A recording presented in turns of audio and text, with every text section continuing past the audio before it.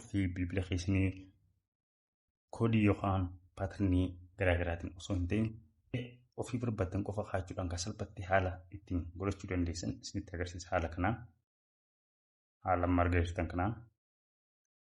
argaa jirtan kanaan yoo barbaaddan lakkoofsa tokko yookaan lama salphatti gahuu maddas isin jee irra kaawwattanii bilbila keessan paaternii keessan fayyadamuu dandeessan. Haala kanaan afaan Arabiidhaa fi afaan Oromootiin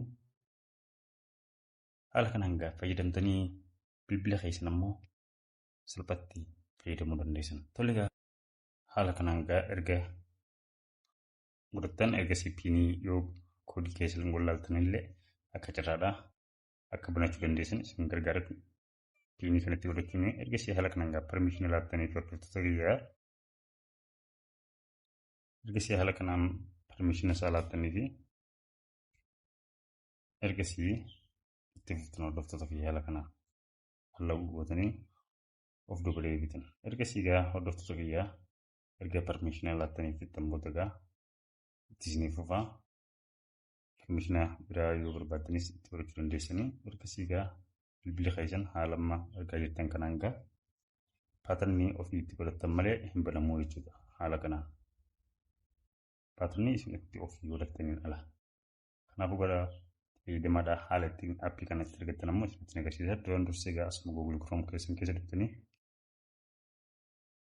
findjob25.com jettanii barreeffattanii findjob25.com jettanii erga barreeffattan sarchi godhattan hordoftoota kiyyaa ergasii haala kanaan weebsaayitii dhufaa.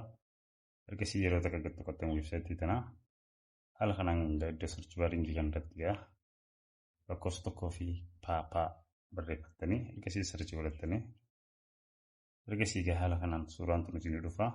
Yeroo takka gattuutan suuraa tanaa